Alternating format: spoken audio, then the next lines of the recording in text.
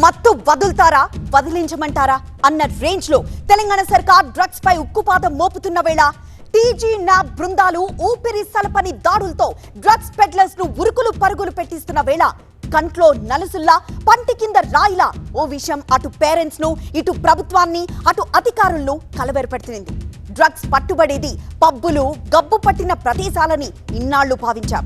కానీ majority drugs పట్టుబడుతోంది, వాటికి బానిసలవుతోంది students ఏనని తేలింది. అది కూడా వాళ్ళు చదువుతున్న కాలేజీల్లోకే డ్రగ్స్ విచ్చలవిడిగా వస్తున్నాయని తెలిసింది.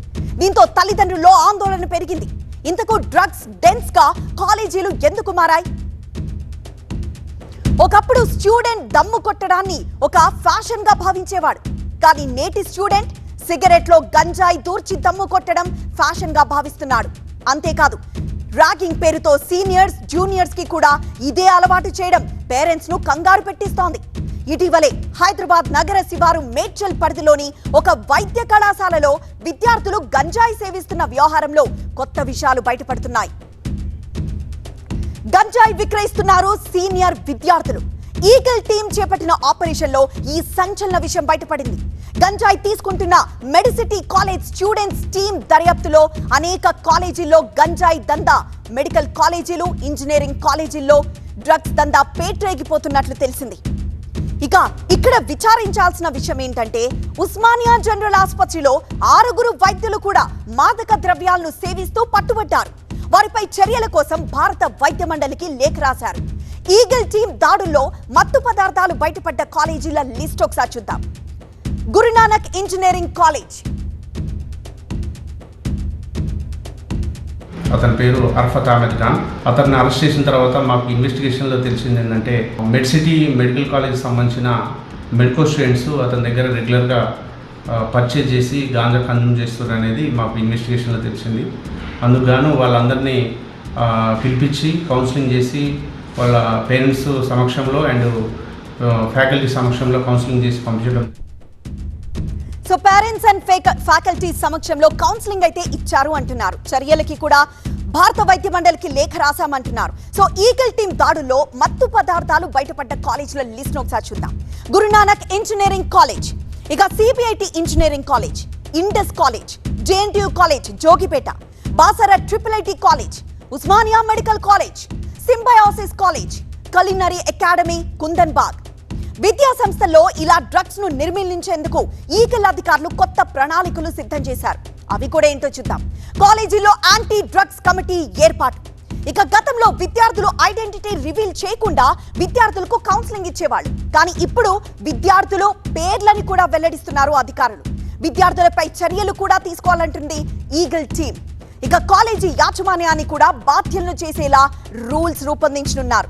మరోవైపు విద్యార్థులను దారిలో పెట్టాల్సిన యాజమాన్యాలు ఇలానే నిర్లక్ష్యంగా వ్యవహరిస్తే గనక వారిపైన కూడా చర్యలు తీసుకుంటామని అధికారులు హెచ్చరిస్తున్నారు.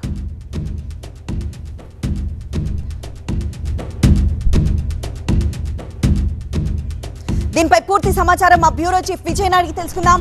విజయ్, సో ఇప్పుడు యాజమాన్యాలు కూడా బాధ్యత వహించాల్సిందే. కేవలం స్టూడెంట్స్ పేరెంట్సే కాదు, యాజమాన్యాలు ఫ్యాకల్టీ ఎదురుగానే కౌన్సిలింగ్ ఇవ్వబోతున్నట్లు తెలుస్తోంది. సో ఇప్పటి వరకు ఎవరైతే నోటీసులు సర్వ్ చేశారో వాటికి సంబంధించిన సంస్థలకు సంబంధించిన యాజమాన్యాలు ఖచ్చితంగా రావాల్సిందేనా పోలీసుల ముందుకి?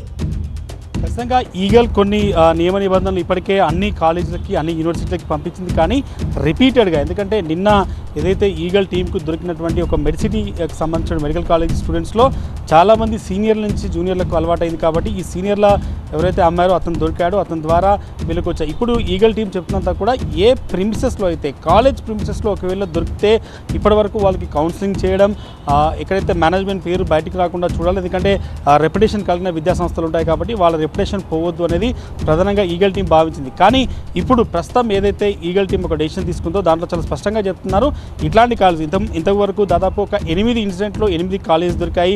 ఇప్పటి వరకు 25కు పైగా కాలేజీలో స్టూడెంట్స్ సంబంధించిన వాళ్ళని కూడా గుర్తించారు. ఇకపై ఖచ్చితంగా వాళ్ళ విద్యా సంస్థలో ఒకవేళ డ్రగ్స్ దొరుకుతాయి. ఎందుకంటే ఈ మెడిసిటీ కాలేజ్ సంబంధించినటువంటి సీనియర్ విద్యార్థి కాలేజీలోనే తీసుకొచ్చి గాంజా సప్లై చేశాడు కాబట్టి అట్లాంటి వాళ్ళని గుర్తించి ఖచ్చితంగా మీరు కాలేజీలో చర్యలు తీసుకోవాలి. ఒకవేళ వాళ్ళని అట్నే అలో చేసి అకాడమిక్లో కంటిన్యూ చేస్తే మాత్రం అవసరమైతే విద్యాసంస్థల పేరు కూడా మేము కేసులు పెడతామన్నది ఈగల్ చాలా స్పష్టంగా చెప్తుంది. ఎందుకంటే ఏ రూట్లో హైదరాబాద్లో కావచ్చు, తెలంగాణలో ఎట్టి పరిస్థితుల్లో డ్రగ్స్ అనే మాట వినిపించొద్దు అనేది తెలంగాణ ప్రభుత్వం మొదటి నుంచి చెప్తుంది. కాబట్టి దాంట్లో భాగంగానే ఇట్లాంటి విద్యా సంస్థల్లో మీకు సినిమాలకు సంబంధించి కావచ్చు, పబ్బుల్లో కావచ్చు, లేదంటే అనేక మంది వ్యాపారాలకు సంబంధించి ఇంతకుముందు దొరికారు. కానీ గత కొంతకాలంగా దొరుకుతున్న గాంజా ఎక్కడైతే ఎక్కువగా దొరుకుతుందో ఆఫీసుల్లో, కార్యాలయాల్లో పనిచేసే హెచ్ఆర్లు కావచ్చు, లేకుంటే కాలేజీలో పనిచేసే ఫ్యాకల్టీ కావచ్చు, స్టూడెంట్స్తో పాటు దొరుకుతున్న వ్యక్తులు ఉన్నారు. కాబట్టి ఇకపై ఫోకస్ అంతా కూడా ఒకవేళ కార్యాలయాలకు సంబంధించి కావచ్చు, లేకపోతే ఎస్పెషల్లీ ఈ ఇన్స్టిట్యూషన్స్, ఎడ్యుకేషన్ ఇన్స్టిట్యూషన్స్ సంబంధించి ఎక్కడైనా రిపీటెడ్గా దొరికితే మాత్రం ఖచ్చితంగా వాళ్ళపైన కేసులు నమోదు చేస్తాం. ఇప్పటికే కొన్ని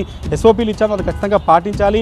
యాంటీ డ్రగ్ కమిటీలు ఏర్పాటు చేసుకోవాలి. స్టూడెంట్స్, టీచర్స్, వాలంటీర్లు కలిపని చెప్పినప్పటికీ కూడా కొన్ని కాలేజెస్లో రిపీటెడ్గా దొరుకుతున్నాయి. కాబట్టి అవసరమైతే విద్యా సంస్థలపైన కూడా కేసులు పెడతామన్నది ఈగల్ చెప్తుంది. కాబట్టి ఇప్పటివరకు ఐడెంటిఫై చేసిన 25 సంస్థల్ని ఐడెంటిఫై చేశారు. ఇకపై దొరికితే మాత్రం ఖచ్చితంగా కేసులు ఎదుర్కోవాల్సింది మాత్రం ఈగల్ హెచ్చరిస్తోంది. రైట్ విజయ్, సో ఇప్పటి వరకు స్టూడెంట్స్ అంటే జూనియర్స్ కావచ్చు, సీనియర్స్ కావచ్చు, వాళ్ళు కొనుక్కునే వాళ్ళు మాత్రమే అనుకుంటున్నారేమో, ఇప్పుడు యాజమాన్యాలు కూడా ఖచ్చితంగా వీటిలో ఇరుక్కోబోతున్నారు.